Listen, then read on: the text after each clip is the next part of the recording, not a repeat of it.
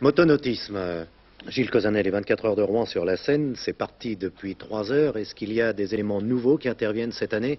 Oui, effectivement, il y a la réapparition des coques en V qui avaient été abandonnées, puis elles sont reprises. En fait, on les a reprises parce que ce sont les coques qui sont le plus proches du tourisme, qui n'ont rien à voir finalement avec les catamarans, qui sont de véritables machines de course et qu'on voit habituellement dans ce type dans cette spécialité. Alors, actuellement, ces coques en V sont très loin au classement.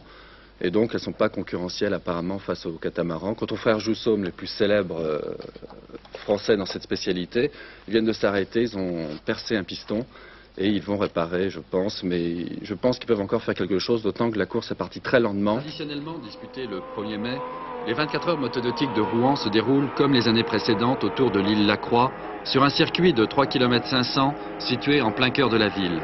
La renommée de cette épreuve se fait plus importante chaque année. Parmi les engagés, on trouve aussi bien des Suédois, des Anglais, des Belges que des Argentins. À noter qu'un équipage entièrement féminin composé d'une Belge et de 2 Anglaises a pris le départ. Avec les équipages français dont les têtes de file sont les frères Joussaume, cela fait 34 bateaux en tout. Cette course qui au départ était une course absolument réservée aux amateurs et une course de copains quand elle a été fondée, est rapidement devenue une course de notoriété mondiale. Et l'organisation à ce moment-là est devenue donc beaucoup plus importante qu'elle n'était au départ. Et il a donc fallu qu'en plus du club et des bonnes volontés qui étaient attachées, viennent s'ajouter des organismes étoffés. 3 grues, un parc fermé et gardé, une sonorisation mise en place sur toute la longueur du circuit et des dizaines de bateaux de sécurité et du génie. Une organisation importante pour que l'épreuve se déroule dans les meilleures conditions possibles. La Seine n'est pas en effet un plan d'eau facile. Avec les crues de ces derniers temps, elle charrie beaucoup d'épaves flottantes qui sont autant de dangers pour les bateaux fragiles en bois ou en polyester qui vont y évoluer pendant 24 heures. Autre difficulté, les péniches. La circulation sur la Seine n'est arrêtée que le 1er mai. Donc, jusqu'à ce soir minuit, elles peuvent se mêler à la course. Cela fera sans doute la joie des 50 000 spectateurs, mais certainement pas celle des pilotes qui n'aiment pas trop les remous. À 130 km/h, chaque vague est un obstacle qu'il faut négocier. Un pilote italien disait d'ailleurs de cette épreuve, c'est comme une course de Formule 1 sans amortisseur et sur une piste en terre. Vous avez 2 grandes catégories. Vous avez la catégorie course, qui est dénommée les catégories eau, et les catégories sport. Les catégories course comprennent une liberté totale pour la partie coque et la partie moteur. Les modifications sont autorisées au niveau mécanique et au niveau du profil des coques.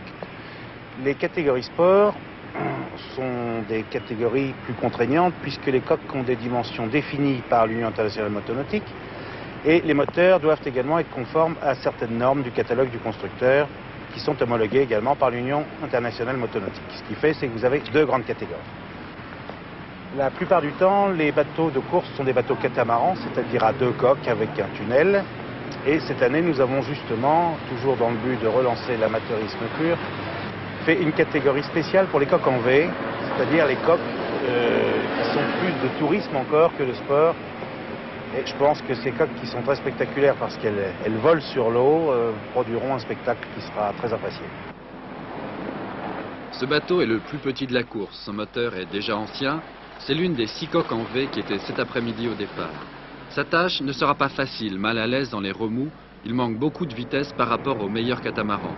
Que ce soit la machine de série de l'équipage Martin Bisbal, championne de France de sa catégorie, ou l'engin plus sophistiqué des frères Joussaume. 2 bateaux qui ont à peu près la même cylindrée, 800 cm3, mais des vitesses différentes, 20 km/h d'écart à peu près entre le moteur SEN, une mécanique strictement de série, et le moteur OE de Joussaume, spécialement préparé pour la compétition.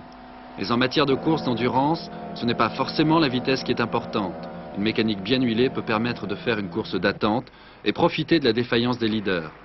La réponse, demain à 16 h. Les formes des engins évoluent et se profilent davantage en fonction de l'écurie et de la course.